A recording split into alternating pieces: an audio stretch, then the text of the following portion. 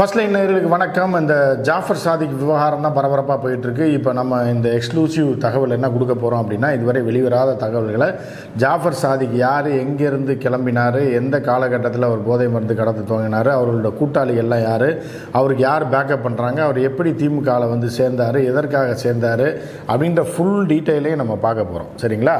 இந்த ஜாஃபர் சாதிக் கடத்தியது உண்மையிலே போதைப் பொருளா, என்ன ஏது, இது எதற்காக மத்திய அரசு என்ன கேம் ஆடுது, திமுக மேலே என்ன டார்கெட் பண்ணுறாங்க, ஜாஃபர் சாதிக்குடைய உண்மையான கடத்தல் என்ன, அவர் சம்பாதித்தது எந்த வகையில், எத்தனாயிரம் கோடி சம்பாதிச்சார் அப்படின்றத பற்றிலாம் நம்ம ஃபுல் டீட்டெயிலாக பார்க்க போகிறோம். இப்போ என்னென்னா, இந்த ஜாஃபர் சாதிக் யார் அப்படின்னு பார்த்தீங்கன்னா, முதல்ல பழைய ராமநாதபுரம் மாவட்டம் கமுதியை சேர்ந்தவர் ஜாஃபர் சாதிக். அவர் மெல்ல தன்னுடைய வலையை எங்கே விரிக்கிறார்னா, முதல் கட்டமாக மதுரை. ஸோ மதுரையில் வந்து ஒரு சில பேர் இருக்காங்க. நெல்பேட்டை பகுதியில் ஒரு வழக்கறிஞர் உட்பட இன்னும் ப்ரௌன் சுகர் கடத்தலால் கைது செய்யப்பட்ட நபர், இவர்களோடலாம் ஒரு லிங்க் ஏற்படுது. லிங்க் ஏற்பட்ட உடனே என்ன ஆகுது அப்படின்னா, இந்த ப்ரௌன் சுகர் வழக்கில் கைதான நபரோட டைய போகிறாரு. அவர் ஜெயிலுக்கு போயிட்டு வந்துடுறாரு. இந்த ப்ரௌன் சுகர் வழக்கில் இவங்க எப்படி வெளியில் வராங்க, மிக கடுமையான போதைப் பொருள், கிலோ வந்து 10 கோடி 50 கோடின்றாங்க ஒவ்வொரு இடத்துலையும். அதாவது யானை தான் இது புலி நகம், கவுண்டமணி காமெடியில் சொல்லுவாங்க, புலி நகம் உழவுக்கு போகும், புலி தோல் உழவுக்கு போகணும். இல்லை, அந்த மாதிரி ஆளாளுக்கு ஒரு விலை சொல்கிறாங்க. அது வேறு விஷயம். இருந்தாலும் சர்வதேச மார்க்கெட்டில் வந்து நிச்சயமாக ஹெராயின் வந்து 1 கிலோ என்பது கிட்டத்தட்ட 1 கோடி ரூபாய்க்கு மேலே தான் இருக்கும். சரிங்களா? ஸோ இப்படிப்பட்ட நிலையில் என்னென்னா, எப்படி இவர்கள் இந்த வழக்கிலிருந்து வெளியில் வர்றாங்க அப்படின்னு பார்த்தீங்க அப்படின்னா, இதற்கும் போலீஸார் உடந்தை தான், சிலர் உடந்தையாக இருப்பது தான் காரணம். அதே மாதிரி லேபுகள் உடந்தையாக இருக்கும். முதல்ல ஒரு ஹெராயின் கேஸில் எப்படி பிடிப்பாங்க அப்படின்னா, ஒருத்தர் வந்து 1/2 கிலோ ஹெராயின் வச்சுருக்காருன்னு ஒருத்தர் பிடிச்சிட்டாங்கன்னு வச்சுக்கலேன், உடனே அவர் மேலே ஹெராயின் வச்சுருந்ததா அப்டேட் பண்ணி எஃப்ஐஆரை போட்டு உள்ளே தள்ளிடுவாங்க. உள்ளே தள்ளினோடனே அந்த கேஸ் வந்து பரபரப்பாக பேப்பரில் வரும், டிவியில் வரும். இதெல்லாம் வந்ததுக்கப்புறம் என்னன்னா, ஒரு 10 நாள் கழிச்சா எவனும் அதை கண்டுக்க மாட்டான். அப்படியே ஒரு மாதம் ஆற போட்டுருவாங்க. ஆற போட்டுட்டு பிடிப்பட்ட அந்த ஹெராயினை டெஸ்ட்டுக்காக பெங்களூருக்கு அனுப்புவாங்க. சரியா? வேறு மாநிலங்களில் உள்ள லேபுக்கு அனுப்புவாங்க. இது ஹெராயின் தானா அப்படின்னு டெஸ்ட் பண்ணணும்ல, அதை ப்ரூவ் பண்ணணும் இல்லையா? அதற்காக அங்கே போகும்போது அந்த கேம் ஆரம்பிக்கும். என்ன அப்படின்னா, அந்த டெஸ்டிங் லேபில் காசை கொடுத்து என்னென்னா, குறிப்பிட்ட பர்சன்டேஜ் இந்த கெமிக்கல் இருந்தால் மட்டும்தான், இது போதைப் பொருள் இருந்தால் மட்டும்தான் இது ஹெராயினாக கருத்தில் கொள்ளப்படும். இல்லைன்னா அது போதைப் பொருளாக கருத்தில் கொள்ளப்படாது. அதற்கான சட்டங்களும் தண்டனைகளும் வேறு. ஒரு குறிப்பிட்ட அமௌண்ட்டுக்கு மேலே அந்த போதைப் பொருள் இருந்தால் மட்டும்தான் அதை ஹெராயின்ற மாதிரி என்ன பண்ணுவாங்கன்னா, அதில் ஹெராயின் வந்து இல்லை, அதில் வந்து பர்சன்டேஜ் இவ்வளோ தான் இருக்குது, ஏன்னா அது ஹெராயின் கிடையாதுன்ற மாதிரி ஒரு லேப் சர்டிஃபிகேட்டை வாங்கிட்டு வந்துடுவாங்க. வாங்கிட்டு வந்தோடனே இவர்கள் வழக்கறிஞர்கள் நீதிமன்றத்தில் வச்சு, இது ஹெராயினே இல்லை ஐயா, எங்கால் நேர்மையானவர் நாணயமானவர், அவர் ஏதோ செங்கப்பொடியை வச்சுருந்தார், அதை பிடிச்சி ஹெராயின்னு சொல்லிட்டாங்கன்னா அந்த கேஸ்லேருந்து வெளில வந்துடுவாங்க. இதுதான் வந்து லேப் மூலமாக சில காவல்துறையோடைய டைப்போட என்ன பண்ணுறதுன்னா, இதை வந்து காவல்துறை மேல்முறையீடு போகாது, எதிர்க்காது, அப்படியே விட்டுருவாங்க, அவன் வெளில வந்துடுவான். இப்படிப்பட்ட ஒரு நபர் தான் மதுரையில் இருக்கான். அந்த நபருடைய டைப் போடுறாப்புல நம்ம ஆள் போட்டதுக்கப்புறம் என்ன அப்படின்னா, சூடோஃபெட்ரின் அப்படின்ற இந்த மருந்து, இது என்னென்னா மார்க்கெட்டில் 1 கிலோ வந்து நேற்று வந்து என்னென்னா, நார்காட்டிக்ஸ் பீரோவில் என்ன சொன்னாங்க அப்படின்னா, 1 கிலோ வந்து 1 கோடிக்கு போகும் அப்படின்ற மாதிரி சொன்னாங்க. சரியா? அப்போ 1 கோடிக்கு போகும் அப்படின்னா, நேற்று கமிஷனர் என்ன சொல்லியிருக்காருன்னா, நம்ம சென்னை கமிஷனர் வந்து, இந்த சூடோஃபெட்ரின்றது போதை மருந்து கிடையாது, அது ஒரு காம்பினேஷன். அது வந்து மெடிக்கல் ஷாப்புகளுக்கெல்லாம், அதாவது மருந்து தயாரிப்பு நிறுவனங்களுக்கெல்லாம் கொடுக்கப்படுகிறது. அது இந்தியாவில் தயாரிக்கப்படுகிறது, சீனாவில் தயாரிக்கப்படுகிறது. அது கிலோ வந்து 4500 6000 ரூபா தான் வரும் அப்படின்றாங்க. ஏற்கனவே டெல்லியில் இந்த ஜாஃபர் சாதிக்கு இடத்துல பிடித்த 50 கிலோ சூடோஃபெட்ரினுடைய விலை எவ்வளோன்னா பார்த்துங்க, ஒரு 50,000 60,000 தான் வரும். ஆனால் இவங்க 1000 கோடி 500 கோடின்னு ஒரு கட்டமைப்பை தான் டைரெக்டாக சொல்லாமல் சொல்கிறாரு. இதோட கிலோ விலையே இவ்வளோ தான். இதை வந்து காஃப் சிரப்புக்கு, இந்த இருமல் மருந்து தயாரிப்பதற்காக பயன்படுத்தப்படுகிறதுன்னு நாசுக்கா சென்னை சிட்டி கமிஷனர் சொல்கிறார். அப்போ 50,000 ரூபா பொருள் 50 கோடி போகுது, 100 கோடி போகுது, 200 கோடி போகுதுன்னு இவங்க சொல்கிறது மிகப்பெரிய பொய்.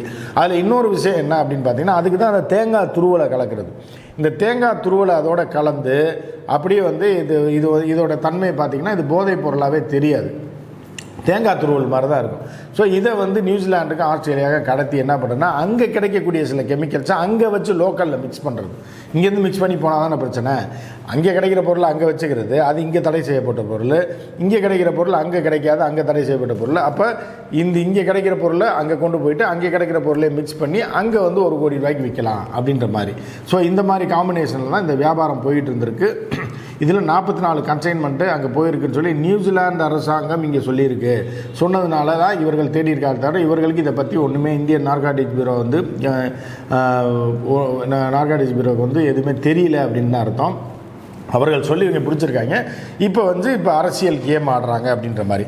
சரி, அப்போ வந்து ஜாஃபர் சாதிக் நல்லவரா அப்படின்னா அதை நம்ம சொல்லவே முடியாது. இல்லை, அவர் போதை கடத்தல்காரர் தான், எந்த மாற்று கருத்தும் கிடையாது. ஜாஃபர் சாதிக் எப்போ உள்ளே வராரு, எங்கேருந்து இது மாதிரி பண்ணுறாரு அப்படின்னா மதுரையில் தான் இவரோட சாம்ராஜ்யத்தை அமைக்கிறாரு. முதல்ல என்ன பண்ணுறாருன்னா ஒரு டீமை செட் பண்ணுறாரு. அந்த டீமை செட் பண்ணுற அதில் ஏற்கனவே ப்ரௌன் சுகர் கடத்தல்காரன் அது தொடர்பான வழக்குகளை வந்து நீதிமன்றத்தில் விசாரிக்கக்கூடிய வழக்குகளில் வக்கீல ஆஜராகக்கூடிய ஒரு வழக்கறிஞர், இவர்கள்லாம் சேர்ந்து தான் ஒரு டீம் ஃபார்ம் பண்ணுறாங்க. ஃபார்ம் பண்ணி பெரிய நெட்வொர்க்காக பிளான் பண்ணுறாங்க. அப்போ அரசியல்வாதிகளை நெருங்க வேண்டும், அரசியலுக்குள்ளும் உள்ளே போகணும், சினிமாவுக்குள்ளே உள்ளே போகணும். இது ரெண்டு தான் பவர்ஃபுல் மீடியம். இந்த ரெண்டுக்குள்ளேயும் உள்ளே போயிட்டோம் அப்படின்னா நமக்கு வந்து அரசியல் ரீதியான கான்டாக்ட்ஸும் எளிதாக காவல்துறை உயர் அதிகாரிகளை நாம் அணுக முடியும்.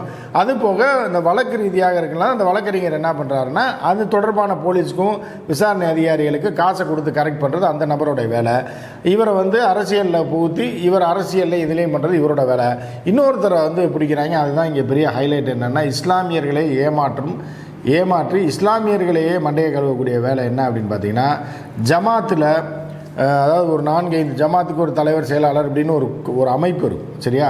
அந்த அமைப்புக்குள்ளே இவர்களுடைய ஆட்களை காசை செலவு பண்ணி ஜெயிக்க வைக்கிறாங்க. ஜெயிக்க வச்சுட்டு என்ன பண்ணுறாங்கன்னா ஜமாத்தையே தங்கள் கட்டுப்பாட்டில் எடுக்கிற மாதிரி என்ன பண்ணுறாங்கன்னா பெரிய அளவில் டொனேஷன் 50 லட்சம் 1 கோடின்னு அந்த ஜமாத்துகளுக்கு கொடுத்தோடனே அவர்கள் வந்து பெரிய பணக்காரன் பெரிய இது செய்கிறாங்க அப்படின்ற மாதிரி நினைப்பாங்க இல்லையா? ஸோ அப்படி முதல்ல வந்து இவர்கள் மதம் சார்ந்தவர்களை உள்ளே கூப்பிட்றது. அதே மாதிரி இளைஞர்களை வந்து இப்போ கஞ்சா கேஸ் அது இதுன்னு பிடிச்சிட்டு போகிறான்னு வைங்களேன், உடனே அந்த வழக்கறிஞர் நபர் வந்து நேராக காவல்துறை உயர் அதிகாரிகள் போட்டு இவர்களை காப்பாற்றி விட்டுருவார். ஏன் காவல்துறை அவர்களை வந்து விட்டுருது அவர்கள் சொன்னவொடனே அப்படின்னா, இவர்கள் மத ரீதியாக தீவிரவாத செயல்களில் ஈடுபடக்கூடிய அந்த ஒரு மாதிரியாக ஈடுபடக்கூடியவர்களை வந்து காட்டி கொடுத்துருவாங்க. காட்டி கொடுத்தோன்னா அப்போ போலீஸுக்கு நல்லதுனாக இவங்க சோர்ஸை வச்சு தான் சொன்னாங்க அப்படின்ட்டு இவர்களுக்கு கைமாறாக என்னென்னா கஞ்சா கடத்தல்காரனை விட்டுறது. இது வந்து ஜெயலலிதா ஆட்சி காலத்திலிருந்தே தொடர்ந்து நடந்து கொண்டு வந்திருக்கிறது. இதற்கு வந்து நேரடியாக அந்த அதிகாரிகளே வந்து இவர்கள் செய்யக்கூடியது தீவிரவாத தடுப்புக்கு எங்களுக்கு பெரிய அளவு உதவியாக இருக்குது, இவர்கள் வந்து சின்ன சின்ன சில்லறை திருட்டுக்கு தான் ஏதோ கேட்குறான், அதனால் நாங்கள் இவரை விட்டுறோன்ற மாதிரி ஜெயலலிதா ஆட்சி காலத்திலையும் எடப்பாடி ஆட்சி காலத்திலையும் இது தொடர்ந்து இருக்கிறது. அப்போ இவர்கள் என்ன பண்ணுறாங்க, அடுத்த கட்டமாக நேரடியாக அரசியலில் ஈடுபடலாம் அப்படிங்கும்போது என்ன ஆகுது அப்படின்னா, மதுரையை சேர்ந்த ஒரு நபரை வைத்து போகும்போது மீண்டும் எடப்பாடி ஜெயிக்க மாட்டாருன்னு தெரிஞ்சிடுது. சரி, அதிமுக ஆட்சிக்கு வராதுன்னொடனே திமுகவுக்குள்ளே பூர்றதுக்கான பிளானை பண்ணுறாங்க. பண்ணிவிட்டு என்ன பண்ணுறாங்கன்னா கட்சிக்குள்ளே இவரை பூத்தி விட்றாங்க, சிறிய பதவி வாங்குறாங்க கட்சியில். இது வந்து எப்படின்னா, திமுகவோட தலைவர் ஸ்டாலின் வந்து ஸ்டாலினோ பொதுச் செயலாளரோ போடக்கூடிய அவர்கள் நேரடி கண்காணிப்பில் உள்ள பதவி இல்லை. ஒரு ஏரியாவில் ஒரு மாவட்ட செயலாளர் போடக்கூடிய ஒரு பதவியில் அவர் போகிறாரு. அதுக்கப்புறம் என்ன பண்ணுறாருன்னா, பெரிய இடங்களை நெருங்கும் போது என்னென்னா, இப்போ வந்து உதயநிதி அவங்க ஒய்ஃபை வந்து சினிமா படம் டைரக்ட் பண்ணணும் அப்படின்னு ஆசைப்பட்டுறது தெரியுது. அதை ஸ்மெல் பண்ணுறாங்க. ஸ்மெல் பண்ணோடனே என்ன பண்ணுறாங்கன்னா, நேராக போய் மேடம் நீங்கள் எவ்வளோன்னு சொல்லுங்கள், உங்கள் கதையை கேளுங்க அப்படின்னு சொல்லி ஒரு கதையை கேட்டோன்னே கதை சூப்பராக இருக்குது அப்படின்னு சொல்லி அந்த அம்மா வந்து ப்ரொடியூஸ் பண்ணுறாங்க. இந்த வகையில் தான் இவர்கள் கடத்தல்காரர்கள், இவர்கள் வந்து இந்த மாதிரி போதை மருந்து கடத்தல்காரர்கள், இவர்கள் காசை வாங்கி நம்ம படம் எடுத்துடணுன்றதெல்லாம் கிடையாது. ஒரு தயாரிப்பாளராக உருவெடுத்து 4 படங்களை தயாரித்து அதுக்கப்புறம் உள்ளே வந்து இவர்களையும் கைப்பற்றாங்க. இதில் இந்த சினிமா துறைக்குள்ளே நுழையிறதுக்கு யார் உதவுறா அப்படின்னா, மதுரையில் இயக்குனர் அமீரோடைய தங்கச்சி வீட்டுக்கார். சரியா? அவர் வந்து முக்கிய பதவியில் இருக்கார். அவரை பிடிச்சி தான் அமீரை நெருங்குறாங்க. அமீரை நெருங்கி என்ன பண்ணுறாங்கன்னா, அமீரை வைத்து திரைத்துறைக்குள்ளே உள்ளே வந்துடுறாங்க. உள்ளே வந்துட்டு அமீர் வந்து அப்போ கடனாளியாக வீடு கூட இல்லாமல் இருந்த அமீர் இன்றைக்கி மிகப்பெரிய அளவில் ஒரு பெரிய தயாரிப்பாளராக உருவெடுத்திருக்காரு.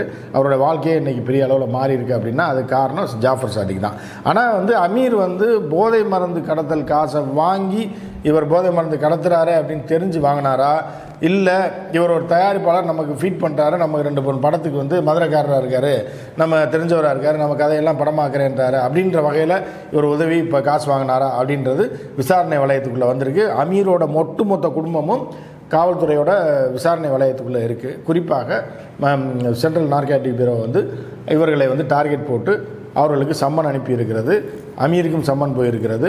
ஸோ இவர்கள் விசாரணை இன்னும் தீவிரமாகும் அப்படின்ற மாதிரியான ஒரு இது என்ன அப்படின்னா, ஒரு மிகப்பெரிய திட்டமிட்ட எப்படி வந்து நீங்கள் வந்து பாப்லோ எஸ்கோபார் அமெரிக்காவில் 30 வருடங்களுக்கு முன்பு ஆட்டி படைத்து அந்த நாட்டையே வந்து பெரிய தலைவலிக்கு உள்ளாக்கினாரோ அது மாதிரியான ஒரு நெட்வொர்க்கை மதுரையிலேருந்து அப்படியே கொஞ்சம் கொஞ்சமாக பிளான்டு நெட்வொர்க் இது. அதாவது போலீஸ் எப்படி கவர் பண்ணணும், போலீஸுக்கு என்னெல்லாம் செய்யணும், நீதித்துறையில் போய் இப்போ கோர்ட்டுக்கு போகும்போது அந்த வழக்கை எப்படி உடைக்கணும், அப்புறம் வந்து இந்த நார்காட்டிக்ஸ் செக் பண்ணுறாங்கல்ல எவ்வளோ பர்சன்டேஜ் இருக்குன்னு அவனை எப்படி கரெக்ட் பண்ணணும், எப்படி கேஸ்லேருந்து வெளியே வரணும் அப்படின்றது முதல் சர்க்கிள். ரெண்டாவது சர்க்கிள் ஆட்களை சேர்ப்பது, இளைஞர்களை சேர்ப்பது. அவர்களுக்கு வந்து என்ன வேலை இல்லாமல் இருக்கான் அப்படிங்கும்போது அவன் வீட்டுக்கு டிவி வாங்கி கொடுக்குறது, ஃப்ரிட்ஜு, வாஷிங் மிஷின் வாங்கி கொடுக்குறது. என்ன உங்களோட என்ன பாய் உங்கள்கிட்ட என்ன எந்த வண்டியாக வச்சுருக்கீங்க, தூக்கி போடுங்க, புது வண்டி வாங்கிக்கிங்க, என்னங்க 1.5 லட்ச ரூபா தானேங்க, இப்படின்னு ஒரு 10 பேருக்கு அவர்கள் தேவையை பூர்த்தி பெறும்போது ஒரு பெரிய கூட்டமே அவர்களுக்கு பாதுகாப்பாக வருகிறது. அதை வைத்து அடியாள்களாக அவர்களை வைத்துக்கொண்டு பல விஷயங்களை செய்திருக்கிறார்கள். அதற்கப்புறம் தான் அரசியலுக்குள்ளே நெருங்கியிருக்காங்க. அதுக்கப்புறம் தான் அதுக்கு முன்னாடி சினிமாவில் நெருங்கி ஒரு நெட்வொர்க்கை பண்ணிவிட்டு அழகாக வந்து இதை போதை மருந்தாக வெளியில் தெரியாத அளவுக்கு இதை கடத்தி வேறு நாட்டில் தான் பண்ணியிருக்காங்களே தவிர இதுவரைக்கும் இவர்கள் இங்கு போதைப் பொருள் தயாரித்தோ இல்லை ஹெராயின் கடத்தினதுக்கான எந்த ஒரு ஆவணங்களும் இதுவரை சிக்கவில்லை. சரியா? இன்னும் பல அதிபயங்கர தகவல்கள்லாம் இருக்குது. நம்ம அடுத்த பகுதியில் அதை டீட்டெயிலாக பார்ப்போம். இதெல்லாம் வந்து சினிமாவை மிஞ்சிய கடத்தல் காட்சிகள்லாம் இதில் இருக்குது. அதை பற்றி நான் ஒரு தனி வீடியோவாக போடுறேன். இப்போ வரைக்கும் ஜாஃபர் சாதிக் வந்து எங்கேருந்து வந்தவர்னா கமுதியிலேருந்து வந்தவர். மதுரையில் நெட்வொர்க்கை ஃபார்ம் பண்ணுறாரு. முதல்ல போலீஸை கரெக்ட் பண்ணுறாரு, அப்புறம் சினிமாவை கரெக்ட் பண்ணுறாரு. சினிமாவுக்கு எப்படி வர்றாருன்னா அமீரை கரெக்ட் பண்ணி வராரு. அமீரை எப்படி கரெக்ட் பண்ணுறாருன்னா அமீரோட அக்கா மாப்பிள்ளையை பிடிக்கிறாரு. அதை வச்சு அமீர்கிட்ட வராரு. அமீரை வச்சு திமுகக்குள்ளே போகிறாரு. அதுக்கப்புறம் சில திரைப்பிரபலங்கள்கிட்ட போய் நெருங்குறாரு, படம் தயாரிக்கிறாரு, பெரிய ஆள் ஆகிறாரு, பல கோடிகளை அள்ளி இறக்கிறாரு. கடைசியில் வந்து டெல்லியில் நியூசிலாந்து கொடுத்த தகவலின் அடிப்படையில் டெல்லியில் மாட்டுறாரு. டெல்லியில் மாட்டி இப்போ நார்காட்டிக் பியூரோ வந்து அவரை விசாரணை நடத்தி கொண்டிருக்கிறது. இது வரைக்கும் இருக்குது. இதை எப்படி அரசியல் கேமாக கொண்டு போக போகிறாங்க அப்படின்றத. ஏன்னா வந்து இந்த பொருட்கள்லாம் எங்கே வாங்கியிருக்காரு, இந்த கெமிக்கலை கூட எங்கே வாங்கியிருக்காரு, சூடோஃபிட்டினை எங்கே வாங்கியிருக்காருன்னா குஜராத்தில் வாங்கியிருக்காரு. அப்போ குஜராத்தில் விற்கக்கூடிய ஒரு பொருளை வாங்கி டெல்லியில் தயாரித்து வெளிநாட்டுக்கு ஏற்றும் போது இவரை மட்டும் பிடிச்சா என்ன பிரயோஜனம்? விற்கிறவனையும் பிடிக்கணும்ல. அது விற்கிற மத்திய அரசு சட்டங்களை மாற்றி அமைக்கணும்ல. அது ஒரு போதைப் பொருள்னே சொல்லலை, அது ஒரு குறிப்பிட்ட அளவு தான் வச்சுருக்கணும்னு தானே சொல்கிறாங்க. அப்போ அப்படி ஒரு கேள்வியும் எழுது. எனவே இந்த வழக்கு வந்து தீவிரம் எடுத்தால் இதில் வந்து நிச்சயமாக இவர் வந்து பெருசாலாம் உள்ளே போயிட மாட்டார். கொஞ்ச நாளில் வெளில வந்துடுவார். யார்? ஜாஃபர் சாதிக். அப்படி தான் இருக்குது இந்த வழக்கு. இருந்தாலும் தற்போது தேர்தல் நேரம் என்பதால் திமுகவுக்கு எதிராக போதை மருந்து கடத்தல் கும்பலுக்கு இடம் கொடுத்துருக்காங்க. போதை மருந்து கும்பலோட தொடர்பு இருக்குன்ற மாதிரிலாம் பண்ணியிருக்காங்க. இதுக்கு தான் அவரோட வழக்கறிஞர் சொல்லியிருக்காங்க, இந்த மாதிரி தகவலை யார் பரப்பினாலும் சரி, எந்த கட்சியினர் வந்து இந்த மாதிரி ஆதாரமற்ற குற்றச்சாட்டு சொன்னால் அவர்கள் மீது லீகலாக நடவடிக்கை எடுப்போம் அப்படின்னு சொல்லியிருக்காங்க. ஸோ இது எந்த போக்கில் போகுது, இது தேர்தலுக்கு எந்த வகையில் பாஜகவுக்கு பயன்பட போகிறோம், பாஜக இவர்களை எப்படி திருப்பி அடிக்க போகிறாங்க அப்படின்றத நம்ம பொறுத்திருந்து பார்ப்போம்.